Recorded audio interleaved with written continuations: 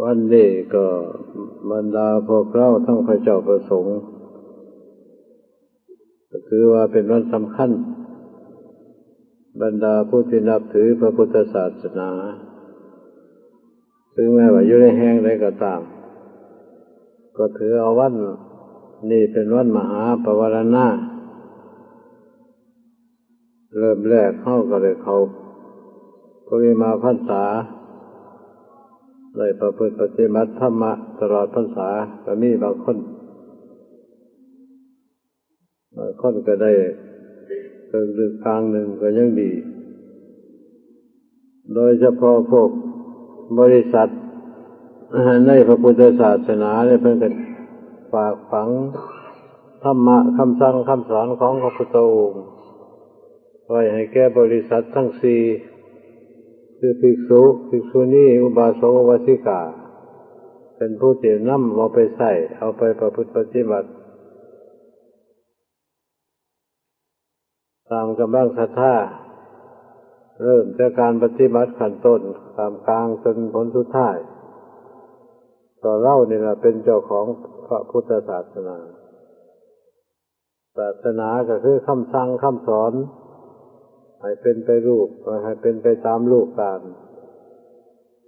อันนี้การประพฤติปฏิบัติ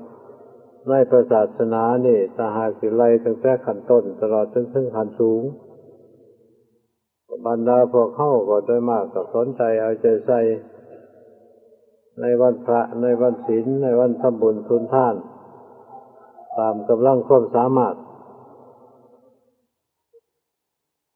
แต่ในขั้นทานเนี่ยมันถือว่าเป็นพื้นฐานเป็นขั้นแรกผู้ใดที่มีกำลังกายก็ท่านกำลังกายก็ได้มีกำลังทรัพย์ก็ท่านกำลังทรัพย์ก็ได้มีกำลังความคิดความอ่านด้านสติปัญญาก็ใช้สติปัญญานั่นแหละเป็นท่านหรือท่านได้หมดทุกอย่างดีๆ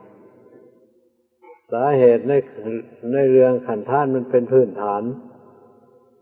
ก็เพื่อสิสละสิ่งที่เข้ายึดเข้าถือต่างๆให้เป็นประโยชน์แก่หมู่แก่พวกแก่คณะส่วนใหญ่ส่วนรวมตลอดจนถึงทางพระศาสดาสิ่งเหล่านี้ก็เพื่อฝึกหัดจิตใจของเฮาให้แหละให้เป็นคนโค้งขวงเอื้อเพื่อแผ่เฉลี่ยเจือจานแก่หมู่มันจะได้เกิดเมตตากรุณามุทิตาอุเบกขาขึ้นถ้าหากเป็นคนเห็นแก่ตัวเป็นคนมัจฉริยะตนีเหนียวแน่นมันก็ว่ามันตนีแต่ในด้านวัตถุของข้างในก็ต้องในคิดใจซึ่งไปโอบอาบอยู่ในจิตใจของเฮาก็หึงหวงคือกันบ่ยอมเสียสละเองนั่นเป็นเรียกว่าอำนาจฝ่ายต่ำหรือเรียกว่าบรรดากิเลสทั้งหลายแหละฉะนั้นการฝึกหัดเสียสละทำบุญสุนทานในเรื่องการท่านเนี่ยมันเรียกว่าเป็นพื้นฐานถ้าหากทำบ่ได้แล้วก็ธรรมะขั้นสูงมันก็เกิดขึ้นบ่ได้เพราะว่ามีพื้นฐานคล้ายๆกับว่าการทำไร่ทำนาทำสวนบ่มีที่ดินก็ทำบ่ได้ถึงทำได้ก็บ่ได้มากเต็มทีฉะนั้นบรรดาทุกท่านทุกคนก็ตกอยู่ในขันธ์ทำบุญทุนทานนี่มีหลายก็เลยยินดีอยู่แต่แค่นั้นก็มีท่านี้อีกพวกหนึ่งก็มีการประพฤติปฏิบัติในข้อวัดต่างๆที่เรียกว่าเป็นศีลผู้อยู่ในศีลห้าคือการงดเว้นจากสิ่งที่เป็นบาปเป็นกรรมเรียกว่าปัญจเวรคือเว้นทั้งห้าได้แก้เว้นจากการฆ่าสัตว์ตัดชีวิตเว้นจากการลักทรัพย์หรือทรัพย์สิ่งของซึ่งเขาหึงหวงซึ่งเจ้าของเขาบ่ให้แล้วก็มีการบ่ประพฤติล่วงเกินจิตใจของคนอื่นตามประเพณีโลกแล้วก็เป็นคนซื่อสัตย์สุจริตมาเข้าก็บ่ได้ดูดบ่ได้ดื่มน้ำเมาสิ่งที่เป็นพิษเป็นภัยแก่ร่างกายอันนี้ก็เรียกว่าเป็นรั้วกั้นไว้บ่อยากให้สิ่งต่างๆเหล่านั้นไหลเข้ามาสู่จิตใจเมื่อเฮามีการทำบุญสุนทานเสียสละออกไปแล้ว ของเหล่านั้นก็ควรที่งดเว้นเป็นเวรเจตนาตามหลักของเพิ่นเพื่อบ่ให้มาทำลายจิตใจของเฮาเพราะว่าจิตใจตัวนี้เป็นของสำคัญหมดทั้งร่างกายเฮาก็มีจิตใจเป็นหลักถ้าจิตใจนี่เป็นไปทางบ่ดีหรือบ่ดีคันหน่อยๆหลายๆก็ตามก็ต้องมาจากจิตใจโดยมากผู้ที่มีการประพฤติปฏิบัติอยู่ในโลกปัจจุบันซึ่งมีการอิจฉาอาฆาตพยาบาทจองเวรฆ่ากันทำร้ายกันแย่งกันชิงกันยุ่งเหยิงกันอยู่จางเข้าสิเห็นกันของเหล่านี้มันก็เนื่องมาจากจิตใจทั้งนั้น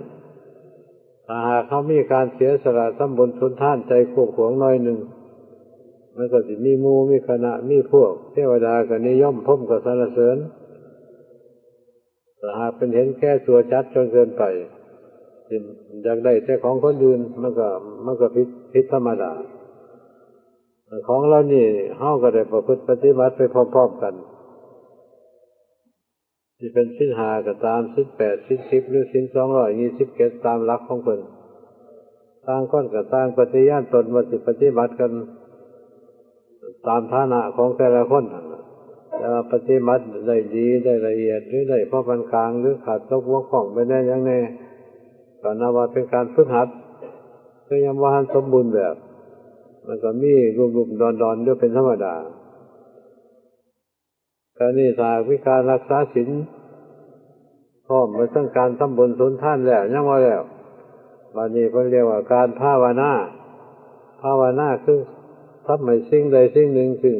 มันบ่เกิดหรือบ่เกิดให้เกิดขึ้นด้วยตัวเองยกตัวอย่างว่า เรื่องสมาธิเรื่องความสงบบ่มีความผุ่งซ่านรำคาญต่างๆให้จิตใจร่วมพลังทั้งหลายแหละในความรู้ต่างๆมาอยู่ในตัวของเฮาอันนี้ก็สิเป็นหลักฐานอันหนึ่งในด้านจิตใจตามธรรมดามาคือไปคลุกคลีกับสัญญาอารมณ์อดีตอนาคตหรือสิอยู่ในปัจจุบันในชั่วระยะหนึ่งจิตใจเลยบ่มีกำลังมีแต่ส่ง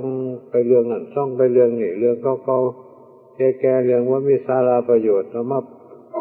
เน่นอยู่ในจิตใจความสงบตัวนั้นก็เลยหายไปความตั้งคิดตั้งใจมั่นก็เลยหายไปฉะนั้นหลักการของพระพุทธองค์เพิ่นสอนไว้ไปตามนั้นตอนนี้ถ้าเขามีพื้นฐานทั้งทำบุญทุนทานแล้วก็มีการรักษาศีลไปในตัวรักษากายรักษาวาจาให้เป็นไปตามทำนองคล่องธรรมเป็นไปตามสังคมต่างๆยิ่งตัวนั้นก็มีการค้นคิดพิจารณาสิ่งที่บ่ดีหรือดีแล้วทำให้พิเศษเกิดขึ้นก็เรียกว่าภาวนาก็ว่าในเรื่องอื่นเกี่ยวกับเรื่องของจิตอันเดียวนี่แหละซึ่งเป็นเรื่องใหญ่กว่าหมู่คนเฮาสิดีบ่ดีมันก็ต้องรู้กับเรื่องของจิตในทางพุทธศาสนาเพิ่นทั้งสอนเรื่องจิตใจว่าเป็นหลักสำคัญให้บรรดาทุกท่านทุกคนพยายามมาโดยจะอย่างพวกเฮาสิมาได้อย่างมื้อนี้ก็เนื่องจากจิตใจที่คิดอยากมาแล้วมีศรัทธาหรือมีความเลื่อมใสหรือต้องการอยากได้บุญอยากได้กุศลจังอุตส่าห์มากลางค่ำกลางคืนไกลไปไหนก็ยังอุตส่าห์มาอยู่ก็เรียกว่าเป็นการเสียสละความสุขทั้งโลกซึ่งมีอยู่ในประจำทุกวันเสียสละออกมานั่งทนทุกข์ทรมานฟังธรรมะธัมโมเพื่อที่ฝึกหัดจิตใจตัวเองอันนี้ก็เรียกว่าเป็นการเสียสละขั้นหนึ่งคือกันเป็นการทำให้จิตใจเป็นศีลเป็นธรรมมีความสงบระงับไปตามฐานะในการกระทำของเฮา แต่โดยมากก็หนักไปในด้านรักษาจิตใจเป็นส่วนใหญ่พอทำมาต่างๆซึ่งมีมากมายกายกองทั้ง84,000 มัธรรมขันธ์ก็เพื่อมาฝึกหัดจิตใจของคนทั้งกายทั้งวาจากายวาจาก็เป็นบริวารของจิตถ้าจิตพอสั่งหรือสั่งแล้วพวกเรานั้นบ่ทำตามมันก็บ่เป็นไปเลยคนเร่งถึงตัวเจตนาการกระทำทุกอย่างเรื่องบ่มีเจตนาไปโดยบังเอิญพังเผลอเป็นบางครั้งบางคราวน่ะเป็นอีกเรื่องหนึ่งแต่เรื่องภาวนาเนี่ยเฮาก็สอนกันมานานมาแล้ว แต่ว่าจะได้ผลอย่างไรทั้งนั้นเป็นอีกเรื่องหนึ่งการได้ยินได้ฟังอันนี้ก็เรียกว่าเป็นขั้นหนึ่งแล้วเราสู้กันฟังหรืออ่านจากตำรับตำราหรือฟังจากผู้คนบรรยายธรรมภาษากาถาธรรมไม่ยังก็ตามดอกก็เรียกว่าคล้ายๆกับว่าเป็นปริยัติเป็นเรื่องให้รู้ลักษณะในการประพฤติปฏิบัติหรือแนวทางเป็นไงแต่ว่าเฮารู้แล้วเฮามาลงมือประพฤติปฏิบัติตามหลักการหรือตามวิธีการที่เพิ่นได้แนวไว้ได้ฟังมาแล้วแต่บ่กล้าเฮ็ดกล้าทำอันนี้ก็เรียกว่าบ่ลงมือประพฤติปฏิบัติคล้ายๆกับว่าของข้างนอกมันมีอยู่หมดสำหรับข้าวข้าวผ้าน้ำอาหารหวานข้าวมีครบแต่เอามาไว้ใกล้ๆเฮาบ่มีการกระทำหรือว่ามีการปฏิบัติเดี๋ยวอันไหนต่ออันไหนก็มาใส่ปากเจ้าของมาทำพิธีอยู่กินก็นั่งเบิ่งอยู่สั่นมันก็บ่ได้อิ่มท้องนี่มันก็บ่ได้ประโยชน์แต่นั้นด้านธรรมะก็ทำนองเดียวกันเรารู้แล้วก็ต้องพยายามประพฤติปฏิบัติตามให้มันเกิดนี่ขึ้นในจิตใจของเฮานี่ในกายเฮ็ดแต่กายก็บ่ดีต้องให้จิตใจให้เห็นให้รู้นำเรื่องของเรานี่ล่ะเป็นการประพฤติปฏิบัติควบคู่กันไปในด้านทานศีลภาวนาอันนี้ในด้านภาวนาก็เล็งเขาให้จิตใจห่างจากอารมณ์ต่างๆซึ่งมีอยู่ในโลกแล้วก็ทรงหน้าทรงหลังบางคนกันอยู่แต่ร่างกายส่วนจิตใจเนี่ยไปเที่ยววิถีในแดนเหนืออันนี้พระพุทธองค์ก็ได้รวบรวมความรู้ทั้งหลายแหละมาอยู่ในจุดใดจุดหนึ่งเพื่อให้มันเกิดพลังในการที่คนคิดพิจารณาในด้านธรรมะอันละเอียดถ้าความรู้บ่หลายบ่พอมันก็เบิ่งบ่เห็นเพราะมันของละเอียดแม้แต่ตาเนื้อเฮาก็เบิ่งบ่เห็นคือกันดังขอได้มีกล้องส่องกล้องโทรทัศน์กล้องอีหยังตัวนิดๆหน่อยๆเห็นหมดลักษณะของการที่คนขั้วพิจารณาเบิ่งในเรื่องของจิตใจก็ทำนองเดียวกัน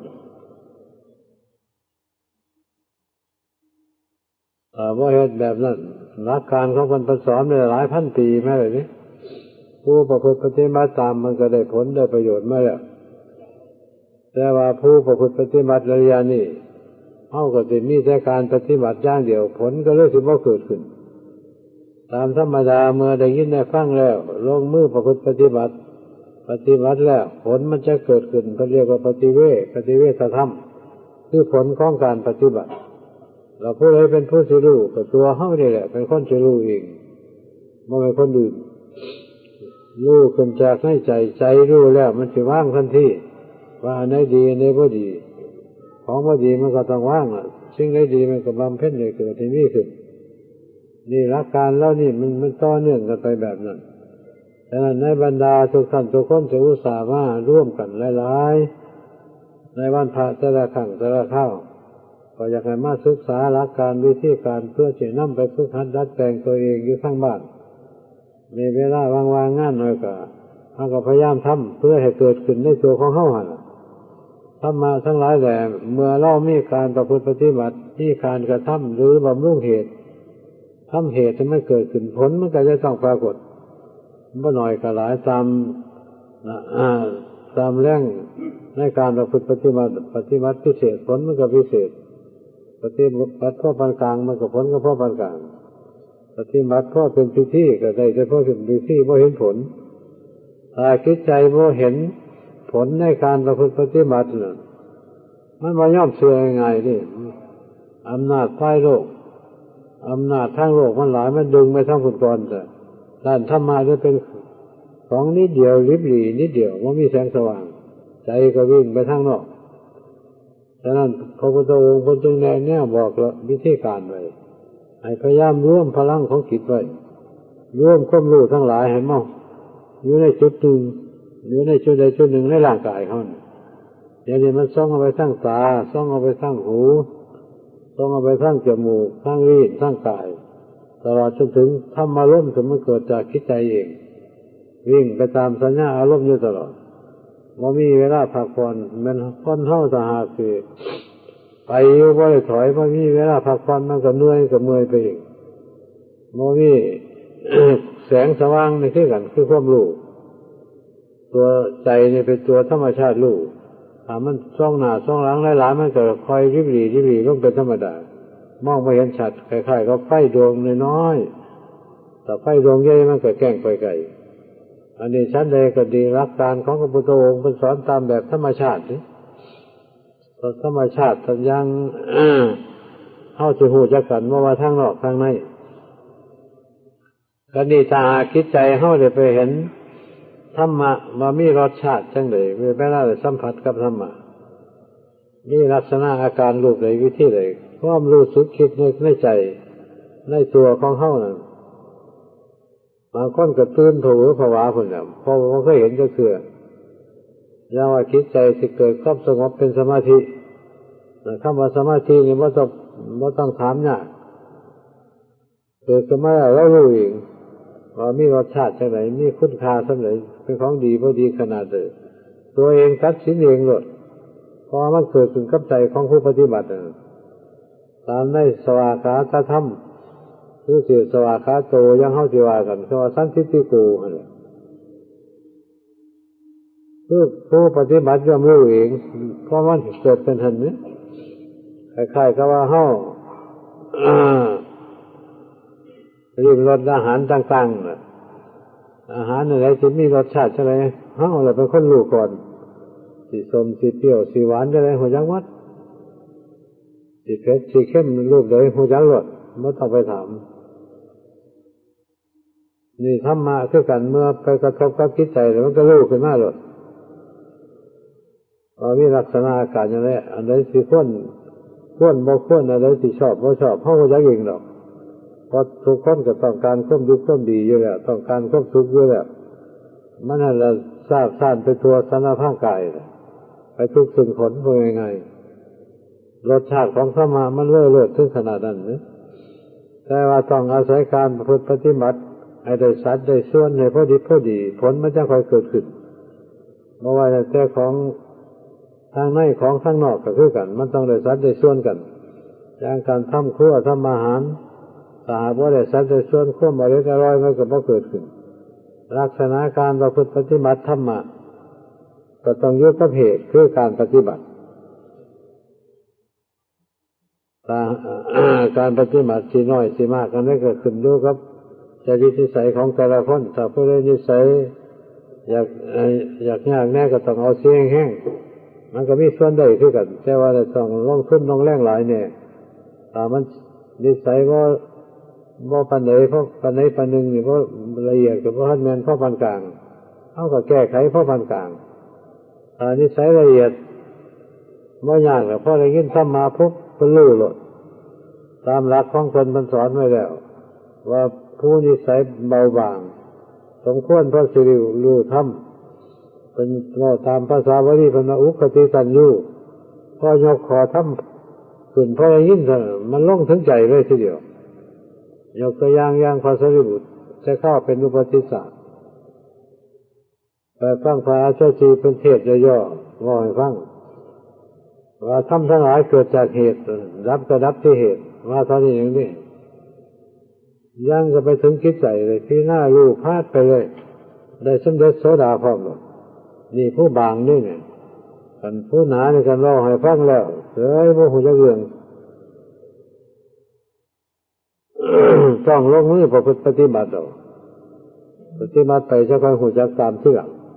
อันนี้แบบขนาดกลางนี่ก็เรียกวิปัสสตัญญูแล้วคราวนี้ถ้าผู้อย่างหนึ่งมันได้ยินได้ฟังแล้วอธิบายเข้าใจแล้วหยังแล้วก็ตามก็บ่ได้เรื่องต้องลงมือประพฤติปฏิบัติซะอย่างเต็มที่จะค่อยเห็นอันนี้ก็ในขั้นเพิ่นเรียกว่าเวนยสัตว์ข้อสิถูไถกันไปเลยดึงกันไปเลยแต่อีกแบบหนึ่งสอนจังได๋ก็บ่ได้เรื่องบ่ยอมฟังอันนั้นเพิ่นเรียกว่าปะทะปรามะ แต่มันง่วงกับมันเสื่อเกียนไม่เป็นเอาไปฝึกหัดตอนนี้ก็ทำเขานี่แต่ลุกนี่แต่นอนนี่แต่เอาแต่สิไปเลยลักษณะของชีวิตที่ใส่ของคนเฮาเนี่ยเป็นผู้ที่มาทดสอบดูเองยกตัวอย่างมาที่ทำกิจให้เกิดความสงบที่ทำไปเป็นสมาธิมัน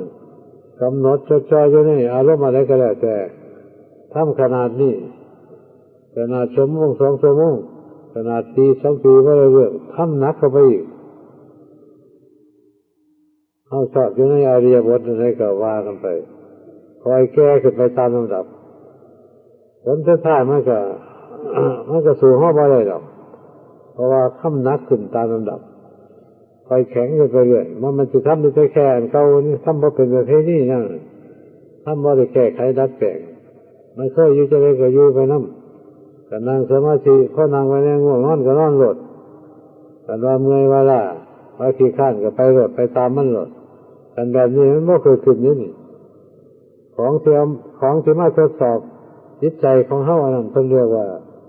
เป็นพวกอำนาจกายต่ำเฮาก็ต้องต่อสู้ใส่ความอดทนขันติธรรมนักขอมันก็สู้เฮาบ่ได้คือกันผู้ใดมันก็สิเป็นทำนองเดียวกันน่ะผู้น่ะอยู่ในขันไผขันมันแต่เรื่องเหล่านี้มันขึ้นอยู่กับการประพฤติปฏิบัติ ก็นี่ยกตัวอย่างในธรรมะขั้นสูงถ้าหากเป็นสมาธิแล้วคือจิตใจมันแน่วแน่ตั้งมั่นบ่ได้หวั่นไหวที่ทำกิจการงานนี้ก็ทำจนสุดสามารถแต่ความจริงเขาก็มีอยู่เพื่อกันหลายเรื่องสมาธิแต่ว่าหน่อยหลายตั้งกัน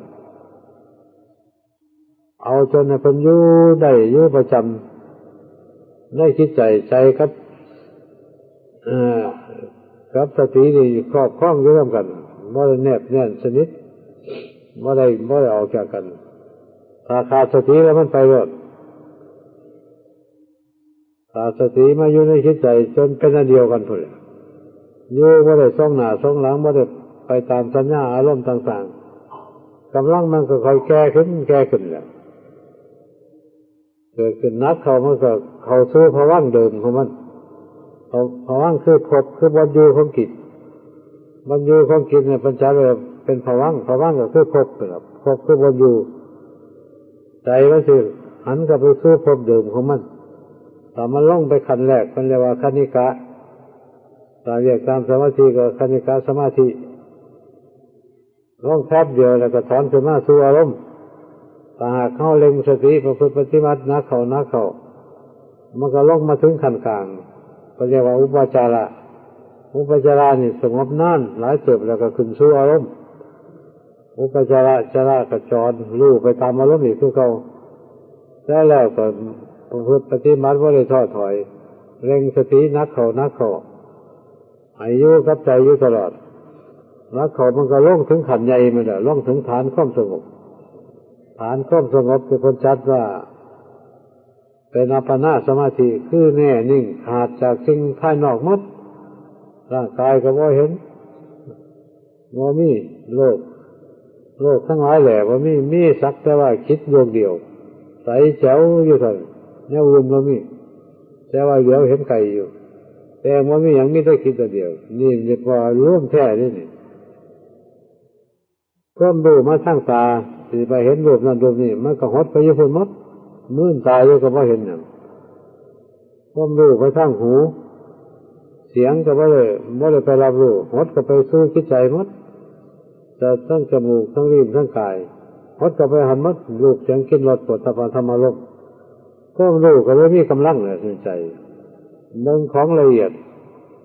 เบิ่งมองเห็นหดจิตใจว่าจิตใจมีลักษณะอาการจังไดจิตใจนี่มาจากมุมใดแก่ใดอ่านได้ตลอดแล้วแต่ก่อนมันไปเกิดอยู่มุมใดแก่ใดได้สร้างบาปสร้างกรรมสร้างน้ำทำบุญแค่ใดขนาดใดแต่ในมาอยู่แค่นี้มีเดี๋ยวไปเท่านั้นมันก็หลายไปเท่านั้นแล้วคนเท่าแต่ละคนเนี่ยเกิดขึ้นมาว่าไม่หน่อยข้างหน่อยหนถ้าไปเห็นมันเกิดมาหลายๆชาติหลายๆภพอย่างว่ามึงดูเกิดความสลดสังเวชหลดจะไปเกิดแนวใดนักพอกับทุกประเภทสัตว์เกือบทุกประเภทคนดีก็มีคนบ่ดีก็มีว่าอันพันอย่างฉะนั้นพระพุทธองค์เพิ่นยังได้ ประกาศไว้เพิ่นไปมองไปเบิ่งเห็นน่ะดิพอจิตสงบแล้วสิ่งต่างๆมันปรากฏเกิดขึ้นอีกเป็นความรู้ในด้านภายในทางโลกเนี่ยมันก็มารู้กันอยู่ละแต่ว่าบัดนี้มันว่างจากความรู้ท่านนี่มันก็หดไปในด้านภายในเลยความเป็นน้ำเป็นจังได๋ความเป็นอยู่จังได๋ความสิเป็นไปเป็นรูปเลยมันก็มองทะลุโปร่งหมดแหละใจก็สิเป็นผู้เที่ยวอยู่นั่นแหละเที่ยวไปก่อไปเกิดเที่ยวไปก่อไปตายเกิดแล้วตายเกิดแล้วตายจังซี่พระพุทธองค์คนที่หน้าบางว่าโลกมนุษย์นี่แผ่นดินนี่มันสิน้อยใหญ่ปานใดที่หน้าบางมัดทุกแห่งนี่เป็นของฟ้อนเจ้าของหาบ่นั่งพ่อเบิดบ่นั่งสินั่งฉันยังหันว่าบ่แม่นของฟ้อนเจ้าของบ่มีมัดนี่ก็แสดงว่าเที่ยวเกิดเที่ยวตายจะกลับจะกันนู้นเที่ยวสร้างแผ่นดินนี่พอเห็นแล้วก็เกิดความสงบสังเวชแล้วมันความสุขกันเลิศสุดๆก็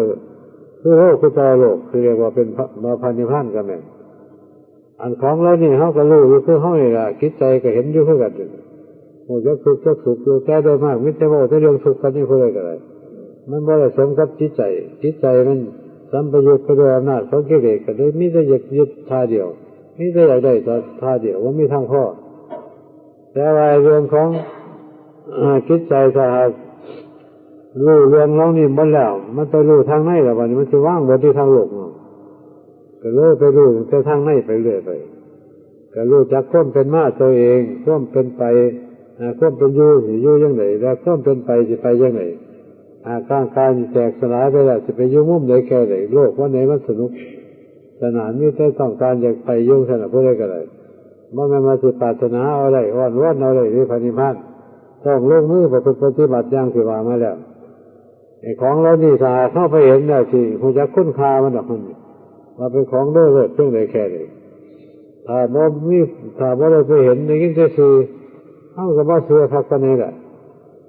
แต่เชื่อแน่ยังแน่ไปซ้ำนั่นน่ะเมื่อได้เห็นชัดลงไปแล้วมันพยินเขียวๆมาห้ามก็บ่ฟังแล้วอันนี้ตามตำนานมันก็มีหลายเรื่องที่เพิ่นยกมาปรากฏให้เห็นการบรรดาพวกเฮาสุขศาสตร์พยายามมาสร้างวัดมาจะปีพศ99มาฮอดเดี๋ยวนี้มันจักปีวุ้น2499จน500กว่าก็ไปแล้วแต่ว่าผู้ใหญ่นึงก็สิเห็นผู้ใหญ่นึงก็สิบ่เห็นน่ะก็ลองทดสอบเมื่อเฮาสิอยู่ไปได้จักปีบ่ทดลองเบิ่งในการประพฤติปฏิบัติมันบ่ได้เท่าใดก็ไม่ได้ข้าวนึงกันปล่อยสละไปหมดคือลมสิตายยังไงมันอยู่ยังไงมันก็สิไปอยู่แล้วเอาธรรมะนี่มาตึงๆอยู่ซะก่อนถ้าหากเขาตั้งใจซะมันมีทางได้อยู่ดีกันอยู่ในโลกนี่ก็คัดๆของรุ่มๆร้อนๆเด้อทุกข์เรื่องยากลำบากกับกรรมหาอยู่หากินแบบนั้นมีที่นี่หามาเท่าไรก็บ่พอเนี่ยใส่เนี่ยซอยก็หลายไปนำผู้แต่งหาของขายก็แต่งอยู่นั่นน่ะเงินท่องหลายปานใดก็บ่เหลือเงินเดือนมีเงินเดือนเป็นหมื่นเป็นแสนกันอยู่ยากคือกันมีแต่ยากสิเสียทั้งนั้นแล้วก็เลยบ่พอใจปานใดจะคนมีแต่หากันอยู่ตลอดทั้งวันทั้งคืนอันนี้เฮาหาอยู่ในตัวของเฮานี่คันเห็นเนี่ยมื้อนี้ได้จะรู้จักคุณค่าล่ะของการหาทางนอกได้มาทางดีก็มีทางบ่ดีก็มีฆ่าเขาทำลายเขาเป็นบาปเป็นกรรมมีหยังตื้นเข้ากันอยู่ซั่นน่ะอันนี้เขาหาในด้านจิตใจหาอยู่ในตัวเข้าไปของมันไม่ได้ประโยชน์เลยจิตใจเป็นสมาธิสักพักหนึ่งเท่านั้นมันคุ้มค่าของมันบ่เขาหน่อยยกตัวอย่างว่าสมาธิตาชำนิชำนาญเขาก็เรียกว่าฌานนะนางพวกเขาฌานสมาบัติปฏิว่ามีคุณค่าหลายประเด็นมันเขาว่าว่างระเบิดก็บ่ได้ยินเนี่ยเพราะว่าพวกลูกก็บ่ได้ส่งไปทางหูนี่อะไรกันบ่ฮู้จักเรื่องเท่านั้นมันเอาไฟเผาจนเหมือนฟองขึ้นมาไงนึงก็บ่ฮู้จักฮ้อนบ่เห็นเนี่ยอันแรกแต่จริตนิสัยของคนติดตั้งสัจยะธิฐานแบบใดคุณค่าของธรรมะซึ่งเป็นของละเอียดมันมีคุณค่าใหญ่นี่คล้ายๆกับว่าของภายนอกเฮาแหละถ้าเป็นเพชรนิลจินดาหรือทองคำอันพิเศษ 100% มาสุดมันก็ราคาสูงน้อยๆนึงก็หลายถ้าเป็นของเป็นดินเป็นดอนสิก็ยังบ่หลายปานนี้อยู่หรือจะข ของข้างนอกไปขายกับคุณค่ามันก็ต่างกันนี่ชั้นใดก็ดีความรู้ทางนอกกับความรู้ทางในต่างกันของเรานี่ว่ามันอยู่บนเรือนอยู่กับตัวของพวกเราท่านทั้งหลายทุกคนนั่นแหละแต่ว่าหลักการวิธีการพระพุทธองค์สอนไว้หมดแล้วแต่ว่าเฮาสินำไปประพฤติปฏิบัติเพื่อให้เกิดขึ้นหรือบ่เพียงใดแค่ใดนั้นเป็นอีกเรื่องหนึ่งเพิ่นก็มอบไปเลยว่าได้ นี่คุณค่าหยังล่ะแต่ทางนอกเขาก็ต้องได้ซื้อได้หาเอาตำรับตำราความรู้แบบนั้นวิธีจะไปเฮียนใช้ก็เสียเงินบ่หน่อยอันนี้มันก็บ่มีคุณค่าหยังว่านี่เราคนไปพ่อแล้วก็พ่อเป็นของของอื่นหรอกธรรมะที่เกิดขึ้นก็เป็นของตัวเองบ่เป็นของผู้อื่นในสวากขาโตมันยังว่าธรรมะของพระพุทธเจ้าที่เพิ่นสอนไว้ดีแล้ว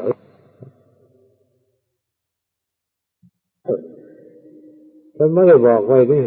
ผู้บรรลุย่อมเห็นเองหรอกเพิ่นว่าให้ผู้ปฏิบัติให้รู้ขึ้นอีกรู้ขึ้นในใจมันคิดใจมันจะใครร้องกันได้ยินจากก็เดือนมันก็บ่ใครร้องมานี่ล่ะอากาลิโกเป็นของบ่มีบ่ขึ้นอยู่กับการเวลาขึ้นอยู่กับเหตุคือการประพฤติปฏิบัติผลมันก็เกิดขึ้นเท่านั้นบ่ได้ว่าเช้าสายบ่ายเที่ยงคนเฒ่าคนแก่คนหนุ่มบ่ได้ว่าทั้งนั้นขึ้นอยู่กับเหตุคือการประพฤติปฏิบัติหิปัสสิโกเป็นของประกาศให้เฮาเบิ่งอยู่ทุกระยะบ่แม่นของปิดบังอำพรางนี่แต่ว่าตาเฮาบ่มีเบิ่งมีแต่ตาทางนอกก็เลยเห็นแต่ทางนอก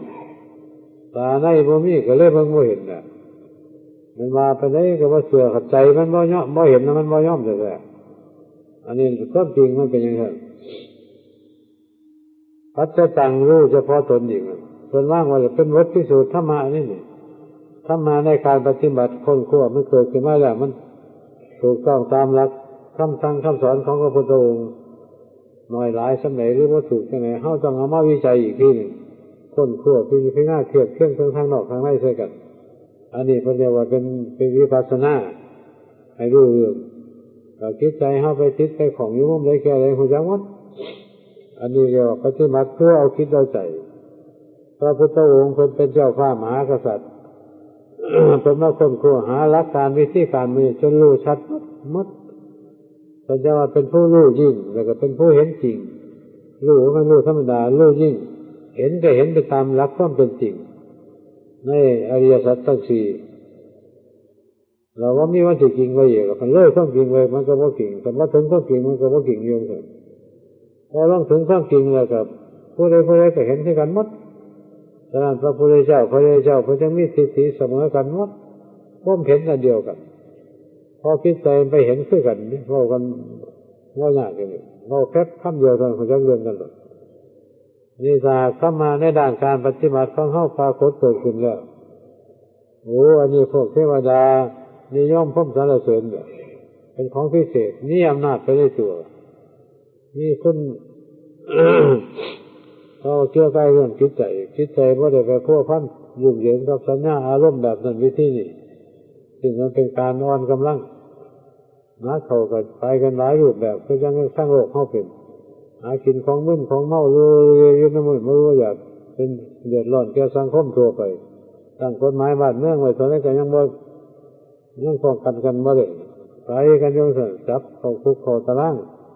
เขาเลื่อนจำได้สารสีเขาสารเชื่อสารแห่งดื้อไว้เท่านั้นคือมาจากหน้าจากหลังเนี่ยดังนั้นธรรมะของพระพุทธองค์สอนให้เป็นคนละมึงละไม่ละเอียดให้รู้ถึงความจริงทั้งทางนอกทางในจิตใจมันยังคอยสิว่างจากสิ่งต่างๆเห็นภัยในวัฏสงสารแล้วก็อยู่ในความสงบตนนี่ความจริงเป็นอย่างนั้นนี่เราแนะนำมาเพราะเป็นแนวทางขอให้บรรดาทุกท่านทุกคนจงน้อมนำไปโยนิโสมนสิการใครควรเบิ่งถ้าเห็นว่าเป็นแนวทางก็จะไปฝึกหัดดัดแปลงชีวิตนิสัยตัวเองอย่างบ่ได้หลายก็ได้หน่อยก็ยังดีหรือได้เพราะปานกลางหรือได้ละเอียดได้ยิ่งเป็นของดีก็เรียกว่าเป็นกำไรในชีวิตของเฮา ความสุขทั้งหลายแหละหรือสิ่งต่างๆที่เฮารู้แล้วเห็นมันเป็นความรู้ของเฮาเองเป็นหลักคิดหลักใจจิตใจก็สิบ่ได้หันเหไปในด้านโลกฝ่ายต่ำพอโลกฝ่ายต่ำก็มีโลกพอปานกลางก็มีโลกมันสูงสุดก็มี โลกของวิญญาณนี่โลกของใจเฮานี่แหละอย่างพวกอบายโลกจะเป็นโลกไฟต่ำพวกนรกพวกเปรตอสุรกายพวกกำเนิดสัตว์เดรัจฉานแต่ยังวันนี้ก็เต็มที่ยุ่งเลยแหละแต่ว่าเฮาบ่อยากเป็นนี่พวกยังพวกนี้ก็บ่อยากตกหลายอย่างแต่ถ้าหากมีการทำเหตุเพื่อที่จะให้ไปตกอยู่ในอบายโลกซึ่งหาความสุขไม่ได้เต็มไปด้วยความทุกข์ตลอดกาลอันเห็นในท่านเขาก็ติดเกิดขยะขยงบ่อยากไป อันนี้พวกบรรดาบางพวกก็สร้างไปสู่โลกนี่แหละจิตวิญญาณผู้ที่บ่มีศีลมีธรรมอันนี้ถ้าผู้ที่ประพฤติปฏิบัติสูงขึ้นมาแน่พ่อได้มาเป็นคนเป็นคนหนึ่งเดียวว่าเป็นพ่อเป็นญาติกันเป็นคนละเอียดก็มีเป็นคนหยาบก็มีเป็นคนเขาปานกลางก็มีขึ้นอยู่กับจริตนิสัยอยู่กับจิตใจซึ่งได้ฝึกหัดอบรมมาหรือว่าในชาติก่อนๆอันนี้ก็อยู่พอดีกันกับเฮาฮู้จักเรื่องของเฮาอยู่นี่แหละจิตใจเป็นรูปใดวิธีใดอ่านมึงอันนี้พอดีก็ค่อยแก้ค่อยไขคือจังสิกล่าวมาแล้วอันนี้พอจะมาเป็นคนได้ก็นับว่าดีสามารถที่จะประพฤติปฏิบัติธรรมะได้สูงถ้าหากเขามีศรัทธาถ้าบ่มีศรัทธาแล้วว่าเสื่อมแล้วก็ไปหลายรูปแบบคือกันนั่นแหละอันนี้พอเป็นคนแล้วก็ยังไม่พอใจอยากขยับไปสู่ขั้นสูงกว่านี้อย่างเทวโลกนี่พวกเรานี่มีความสบายน้อยหนึ่งแต่ว่าอยู่ในกามโลกคือกัน